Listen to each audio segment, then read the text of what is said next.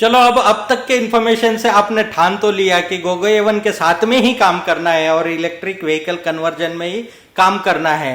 तो अब ये काम करने का आपने तय करने के बाद में, डिसाइड करने के बाद में कुछ सवाल आपके दिमाग में होंगे और उन सवालों का एक एक करके मैं आंसर दे दूंगा।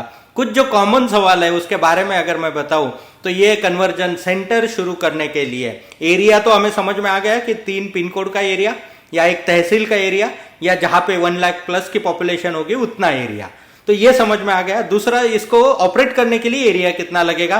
तो आरटीओ के रूल्स के हिसाब से जो आपका RTO approved authorise conversion centre बनता है तो उनके रूल्स के हिसाब से, नॉर्म्स के हिसाब से 500 स्क्वायर फीट का एरिया आपको मिनिमम होना चाहिए। उस 500 स्क्वायर फीट के एरिया में आपको आपका एक वर्कशॉप स्टैब्लिश करना है। वर्कशॉप इस्टेब्लिशमेंट में जिस तरीके से आपका जो टूल्स एंड इक्विपमेंट्स रिक्वायर्ड होते हैं, जैसे 2 व्हीलर का कन्वर्जन कर रहे हैं तो 2 व्हीलर का रैंप लगेगा, उसके लिए बाकी के टूल्स लगेंगे, स्पैनर्स लगेंगे, बाकी के टूल्स है। इलेक्ट्रिक व्हीकल है तो स्पेसिफिक इलेक्ट्रिक रिलेटेड टूल्स लगेंगे। इक्विपमेंट्स में आपको बाकी के जो कंप्रेसर हो गया या फिर बाकी जो वर्कशॉप के लिए रिक्वायर्ड इक्विपमेंट्स हैं वो आपको लगेंगे। फायर एक्सटिंग्विशर्स लगेंगे सेफ्टी के हिसाब से। तो ये सब चीजों के हिसाब से आपको वर्कशॉप प्रिपेयर करना होगा। अब वर्कशॉप प्रिपरेशन जब होता है तो उस वर्कशॉप प्रिपरेशन के लिए आप अपने शॉप के ऊपर, आपके वर्कशॉप के ऊपर खर्चा कर रहे हो तो हो सकता है वो 1 लाख में, कुछ लोग ऑलरेडी 2 व्हीलर सर्विसेज में काम कर रहे हैं, उनके पास ये सेटअप रेडी हो तो उनको कुछ खर्चा करने की जरूरत नहीं है। जो कम है लीस्ट के हिसाब से उतना ही इक्विपमेंट्स आपको वहां पे लेना होगा या उतने ही टूल्स आपको लेने होंगे। फिर आपका वर्कशॉप रेडी होने के बाद में गोगो A1 के थ्रू आपको ऑथराइजेशन मिलता है। अब ऑथराइजेशन के लिए देखिए, आप कन्वर्जन में बिजनेस करना चाहते हैं, आप एक 2 ऑप्शन है आपके सामने। एक तो आरटीओ अप्रूव्ड लीगल किट के साथ में काम करना है तो आपको खुद के ब्रांड से, खुद के नाम से किट को अप्रूव करना होगा। जब ये किट का अप्रूवल करना है ना तो उसमें कितना खर्चा आता है थोड़ा सा आप चेक कर लीजिए, अंदाजा आ जाएगा आपको। और नंबर ऑफ मॉडल्स, फिर किट में कैसा है कि आप एक मॉडल को अप्रूव करेंगे तो सब गाड़ियों में फिट नहीं होता है, हर मॉडल को अलग से अप्रूव करना होता है। तो हर मॉडल का अमाउंट कितना होगा। अच्छा, आपने किट अप्रूव करवा लिया बट उसके पीछे फिर वो मैन्युफैक्चरिंग प्रोसेस है, उसके पीछे वो क्वालिटी मेंटेन करने के लिए प्रोसेस है, उसके पीछे वो एक पैशन, उसके पीछे, क्योंकि आप शुरुआत करोगे तो पैसा कमाने के लिए शुरुआत करोगे। क्या रेट्रोफिटमेंट का मैन्युफैक्चरर बन के तुरंत प्रॉफिटेबिलिटी आएगी? क्या वो आने तक कितना पेशेंस रखना होगा? क्या वो आने तक कितना अमाउंट खर्च करना होगा? ये जब भी सोचोगे ना, वो जब इसका स्टडी करोगे या जिन लोगों ने करके देखा, बैकआउट कर लिया। इसके लिए लॉन्ग टर्म विजन चाहिए, पेशेंस चाहिए, बैकिंग चाहिए और पैशन चाहिए, जिद चाहिए कि यस करेंगे, करके दिखाएंगे, तब ये पॉसिबल है। नहीं तो बहुत सारी कंपनियों ने कन्वर्जन किट्स अप्रूव किए, बिजनेस नहीं कर पाए। बहुत सारे कंपनियों ने कन्वर्जन किट्स अप्रूवल में डाले, प्रोसेसेस देख के ही बैकआउट कर लिया। इन चीजों को, अब ये हो गया आप खुद करोगे तो करोड़ों रुपए, लाखों रुपए लगने ही वाले हैं। अब गोगो A1 ने अपने एफर्ट्स डाले हुए हैं, क्वालिटी मेंटेन की है, सक्सेसफुल प्रोडक्ट मार्केट में दे रहे, अप्रूव्ड प्रोडक्ट है। तो गोगो A1 का लाइसेंसिंग लेने के लिए, ऑथराइजेशन लेने के लिए, गोगो A1 का फ्रेंचाइजी ऑथराइजेशन लेने के लिए, तो गोगो A1 आपका एक तो लाइसेंसिंग दे दिया, आपके जो लाइसेंसिंग को आरटीओ में एक्सेप्ट किया जाएगा, ऑथराइजेशन को आरटीओ में एक्सेप्ट किया जाएगा और तब आरटीओ वाले आपको उनका लाइसेंस इशू करेंगे कि जिसमें आपका ऑथराइज कन्वर्जन सेंटर हो गया और जो गाड़ियां आपके सेंटर में कन्वर्ट होगी वो आरटीओ में इंस्पेक्शन होके उसको ग्रीन नंबर प्लेट में कन्वर्ट किया जाएगा। उसमें नंबर चेंज नहीं होता है, ग्रीन नंबर प्लेट में कन्वर्ट हो जाएगा।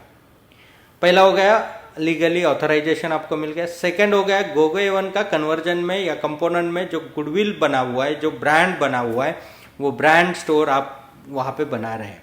तो गोगो A1 का लोगो, ब्रांड, गोगो A1 का गुडविल, गोगो A1 का बैकएंड सपोर्ट, गोगो A1 का मार्केटिंग, ये सब आपको मिल रहा है। गोगो A1 का रेडी कस्टमर्स, गोगो एवन के थ्रू आने वाले आपके एरिया की इंक्वायरीज, गोगो एवन के थ्रू ट्रेनिंग्स, ये सब बैकअप आपको मिल रहा है। और उसके लिए गोगो एवन आपको एनुअली कुछ फ्रेंचाइजी फीस चार्ज करते हैं, एंड वो फ्रेंचाइजी फीस पे करके आप गोगो एवन का ऑथराइजेशन ले सकते हैं।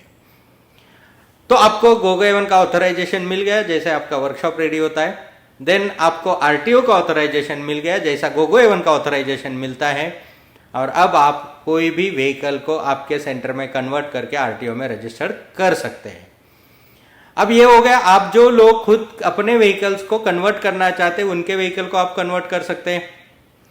जो लोग जिनके पास जो अप्रूव्ड मॉडल्स है वो मॉडल्स नहीं है, तो आप भी क्या कर सकते हैं, मार्केट में से पुरानी जो गाड़ियां हैं, पुरानी गाड़ी है जो आपको कम प्राइस में मिल रही है, वो गाड़ियों को आप खुद परचेस कर सकते हैं।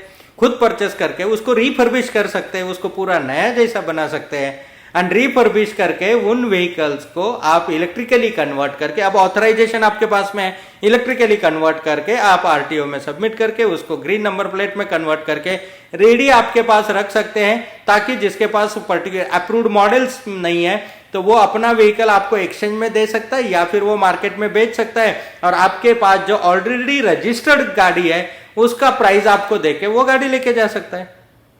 सिंपल है, मतलब लोगों के पास, आपके पास जो मॉडल्स के अप्रूवल है आज के डेट में, और वो गाड़ी नहीं है सामने वाले के पास में, तो वो क्या कर सकता है, अपनी गाड़ी को एक्सचेंज कर सकता है या फिर अपने गाड़ी को रख के रेडी इलेक्ट्रिक कन्वर्टेड रिफर्बिश गाड़ी आपसे ले सकता है। अब जैसे पुरानी गाड़ियां तो बहुत कम प्राइस में मार्केट में मिल जाती, वो लिया, उसके स्पेयर पार्ट कहीं पे भी अवेलेबल है, सस्ते में मिलते हैं, रिफर्बिश किया, चासी स्ट्रांग है, नंबर ऑलरेडी है, ब्रांड ऑलरेडी वेल नोन है, स्पेयर पार्ट कभी भी अवेलेबल है, कहीं पे भी अवेलेबल है। तो ये सब चीजों का एडवांटेज हो के आपने उस गाड़ी को एक नया जैसा बनाया, सब पार्ट्स नए डाल दिए, एंड वो व्हीकल को आपको अपने लोगों को दिया। अगर आप एक्सटेंशन, ये एडिशनल है, ये एडिशनल बिजनेस भी आप वहां पे करना चाहते हैं कर सकते हैं।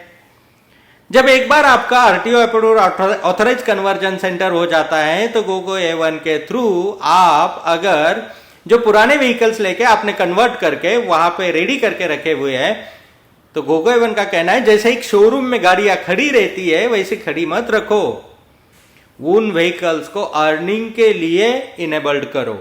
अब उन व्हीकल्स को अर्निंग के लिए कैसे इनेबल्ड कर सकते हैं, तो इसीलिए गोगो एवन ने आपको बैकिंग सपोर्ट दिया कि आप उन व्हीकल्स को लीजिंग एंड रेंटिंग पे चला सकते हो। Leasing and renting. अब सवाल आपके दिमाग में आया होगा कि इसको कौन लीजिंग पे लेगा, इसको कौन रेंटिंग पे लेगा।